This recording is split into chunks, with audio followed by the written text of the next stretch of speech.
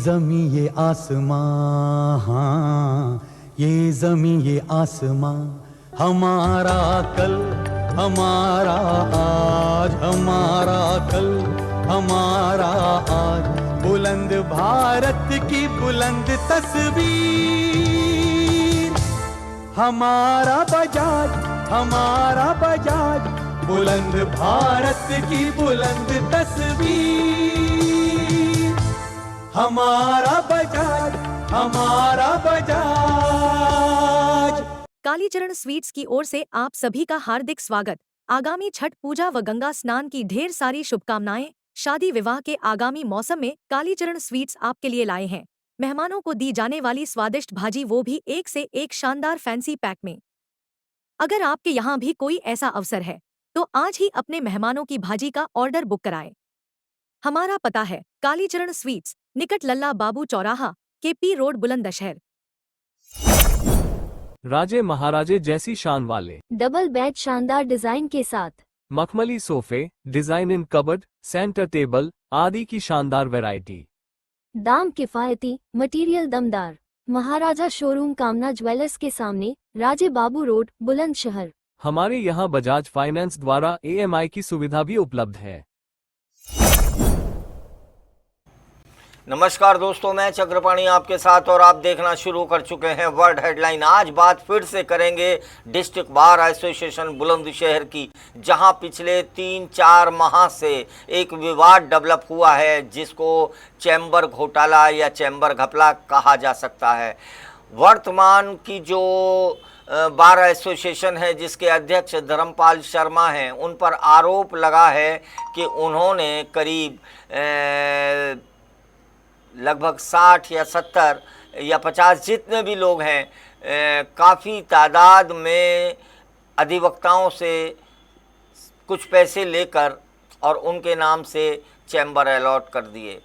बात chamber allot की नहीं है, बल्कि विवाद ये भी है कि डिस्ट्रिक्ट बार एसोसिएशन के परिसर में जो मीटिंग हॉल है उसके ऊपर बिना किसी से राय मशवरा किए एक हॉल बनाया गया, जिसकी जानकारी और जिसके बारे में कोई मीटिंग, आम सभा या सलाह मशवरा किसी भी अधिवक्ता से नहीं किया गया। और इस बात को लेकर सैकड़ों अधिवक्ता बार एसोसिएशन से नाराज हो गए और बार एसोसिएशन के अध्यक्ष और सचिव पर, सेक्रेटरी पर आरोप लगाते हुए उन्होंने कहा कि बार एसोसिएशन के अध्यक्ष धर्मपाल शर्मा और उनके सेक्रेटरी ने कुछ वकीलों से 3.5 लाख या 3 लाख या जो भी धनराशि है वो लेकर अवैध रूप से चैम्बर अलॉट कर दिए हैं। यहाँ कुछ लोगों का ये भी कहना है कि जो बार एसोसिएशन ने मीटिंग हॉल के ऊपर एक हॉल डेवलप किया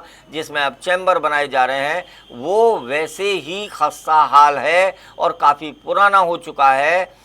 बिना पिलर के उस हॉल में कोई भी कंस्ट्रक्शन करना एक बहुत बड़ा जोखिम का काम है और अवैध निर्माण इसको करार दिया गया है।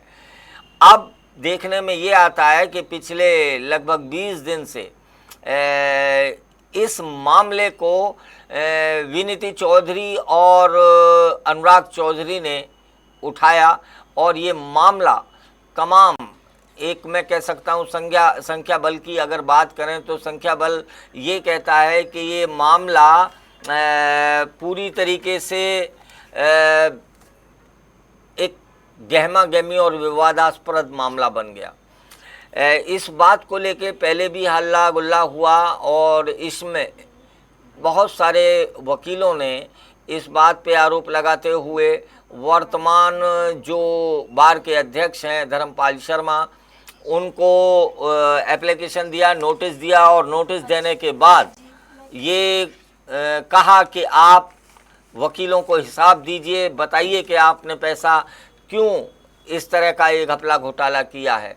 यहाँ ये भी आरोप है कि धर्मपाल शर्मा ने बार की 25 लाख की या 24 लाख की एक FDV तोड़ दी है, जिसके बारे में कोई भी जैसा कि मैं पहले भी बता चुका हूँ कि सलाह मशवरा वकीलों से नहीं हुआ और इस बात को लेकर फिर बीते हुए कल यानी 6 नवंबर में तमाम वकीलों ने एक आम मीटिंग बुलाई, एक जर्नल मीटिंग करके, जिसमें सैकड़ों वकील अधिवक्ता शामिल रहे और साथ ही एक धरना जो शैलेंद्र लोधी और स्वराज सिंह दलाल जो वरिष्ठ अधिवक्ता हैं, उन्होंने आमरण अनशन शुरू कर दिया।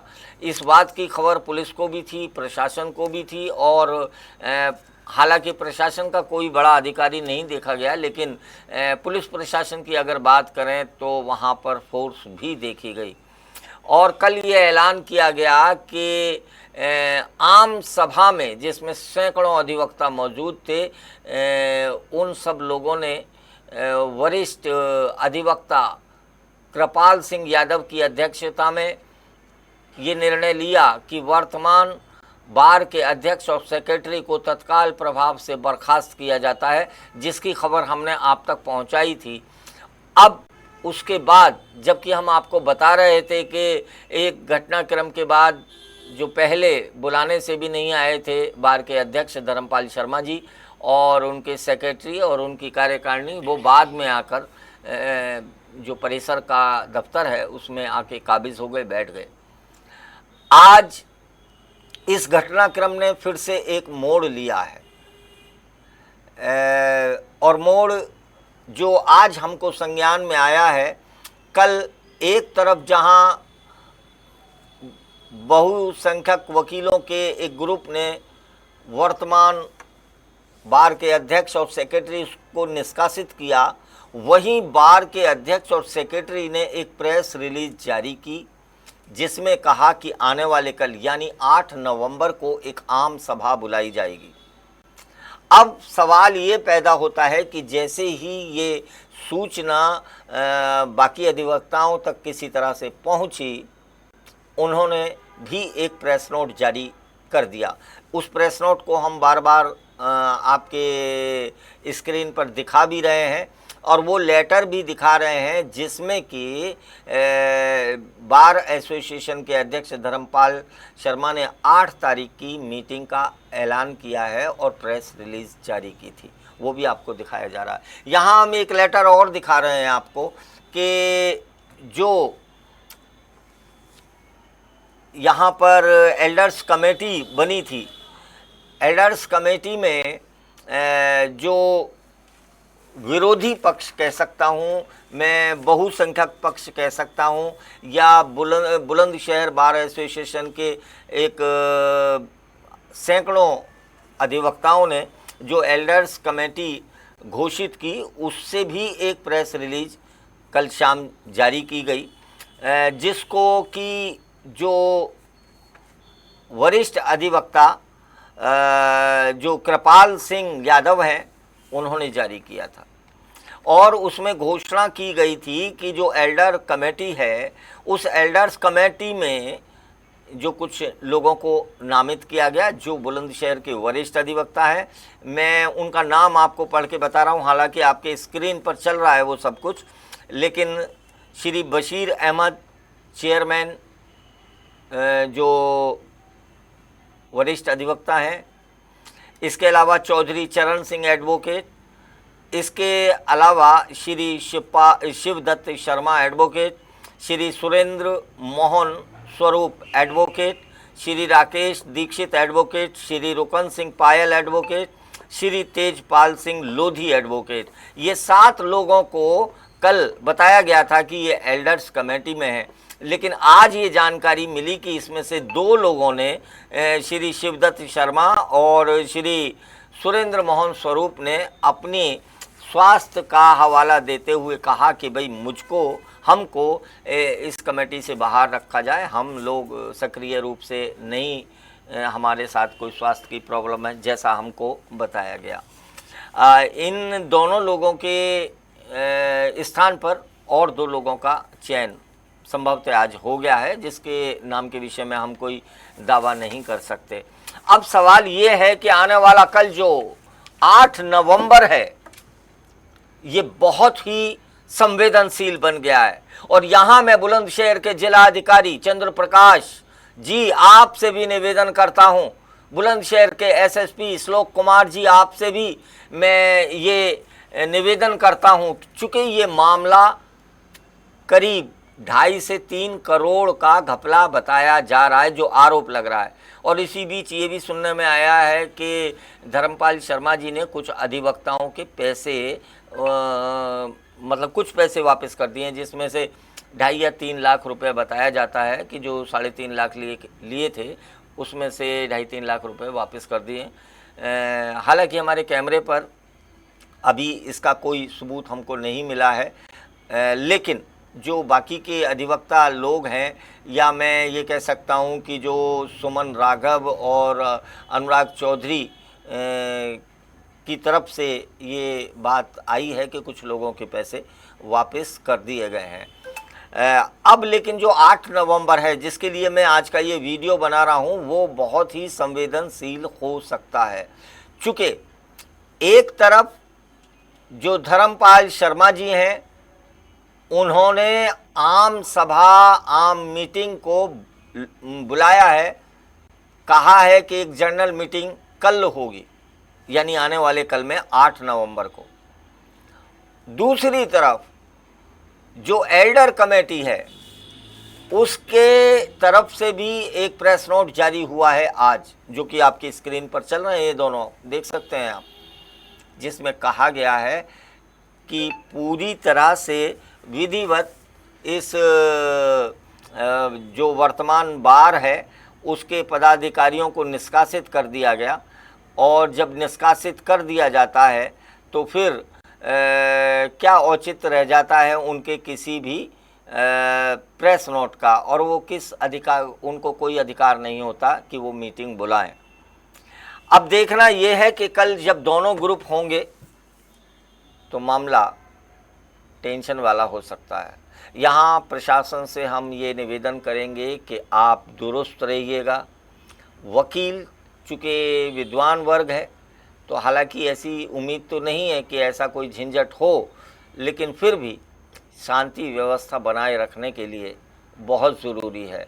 और हम ये उम्मीद करेंगे जिला प्रशासन से कि किसी भी अनहोनी के होने से पहले प्रशासन कमान संभालेगा, और जो इस प्रकरण में जो भी विवाद है, चाहे वो बाढ़ से निकाले हुए 25 लाख का घपला है, घोटाला है, गमन है, वो, और दूसरा कितने लोगों से 3.5 लाख रुपए लेकर उनको चैम्बर देने का वायदा किया गया। अब चैम्बर उनको मिलेंगे तो कहाँ मिलेंगे, यहीं मिलेंगे या कहीं और मिलेंगे, विवाद का ये भी एक सवाल है। विवाद का ये भी सवाल है कि अवैध रूप से जो उगाही की गई है, क्या वो पैसा वापस दिलाया जाएगा। चूँकि अब ये मामला बार का नहीं रहा है, जो बात पुलिस और प्रशासन के सामने आ जाती है, कल वहाँ पर पुलिस मौजूद थी 6 तारीख में, 6 नवंबर में, तो जाहिर है प्रशासन के संज्ञान में तो है ये मैटर, LIU को पता है ये मैटर। और ऐसा भी नहीं है कि जुडिशली के अधिकारियों को ये बात ना पता हो, DJ साहब को ना पता हो। तो हम ये अपेक्षा करते हैं सभी लोगों से, सभी अधिवक्ताओं से, सभी पक्षों से, धर्मपाल शर्मा जी के पक्ष के साथियों से भी, और जो विपक्ष के लोग हैं या एल्डर कमेटी के समर्थन में लोग जो खड़े हैं, उनसे भी, कि जो भी विवाद हो उसको सलीके से, तरीके से, आप बुद्धिजीवी वर्ग से आते हैं, शांति व्यवस्था से उसको सॉल्व कर लिया जाए, निपटा लिया जाए। बहरहाल हमारे जो आज का ये वीडियो करने का मकसद है वो यही है कि बुलंदशहर में कोई अप्रिय घटना ना घटे, कोई हादसा ना हो, और जो भी विवाद है वो शांति से निपट जाए। इस कवरेज में इतना ही। इसको ज़्यादा से ज़्यादा शेयर कीजिए, और ख़ास तौर से आप अगर अधिवक्ता हैं, कचहरी से जुड़े हैं, तो इसको शेयर कीजिए, उन लोगों तक पहुंचाइए। और यहाँ हम सभी अधिवक्ता भाइयों से ये निवेदन करेंगे कि इस मामले को बहुत ही शालीनता से, बहुत ही शांति से सुलझाइएगा। बहुत बहुत धन्यवाद आप सबका। हम अपने दर्शकों का आभार प्रकट करते हैं। इसको शेयर कीजिए। हमें उम्मीद है कि हमारी ये कवरेज आपको पसंद आई होगी। और जिला प्रशासन से एक बार पुनः निवेदन कि कृपया अपने मौजूद होने का सबूत पेश करें। बहुत बहुत धन्यवाद। नमस्कार। जय हिंद। ये जमी ये आसमां, हाँ, ये जमी ये आसमां, हमारा कल हमारा आज, हमारा कल हमारा आज, बुलंद भारत की बुलंद तस्वीर, हमारा बजाज हमारा बजाज, बुलंद भारत की बुलंद तस्वीर, हमारा बजाज हमारा बजाज। कालीचरण स्वीट्स की ओर से आप सभी का हार्दिक स्वागत। आगामी छठ पूजा व गंगा स्नान की ढेर सारी शुभकामनाएं। शादी विवाह के आगामी मौसम में कालीचरण स्वीट्स आपके लिए लाए हैं मेहमानों को दी जाने वाली स्वादिष्ट भाजी, वो भी एक से एक शानदार फैंसी पैक में। अगर आपके यहाँ भी कोई ऐसा अवसर है तो आज ही अपने मेहमानों की भाजी का ऑर्डर बुक कराएं। हमारा पता है कालीचरण स्वीट्स, निकट लल्ला बाबू चौराहा, KP रोड, बुलंदशहर। राजे महाराजे जैसी शान वाले डबल बेड शानदार डिजाइन के साथ, मखमली सोफे, डिजाइन इन कबर्ड, सेंटर टेबल आदि की शानदार वैरायटी। दाम किफायती, मटेरियल दमदार। महाराजा शोरूम कामना ज्वेलर्स के सामने, राजे बाबू रोड, बुलंदशहर। हमारे यहाँ बजाज फाइनेंस द्वारा EMI की सुविधा भी उपलब्ध है।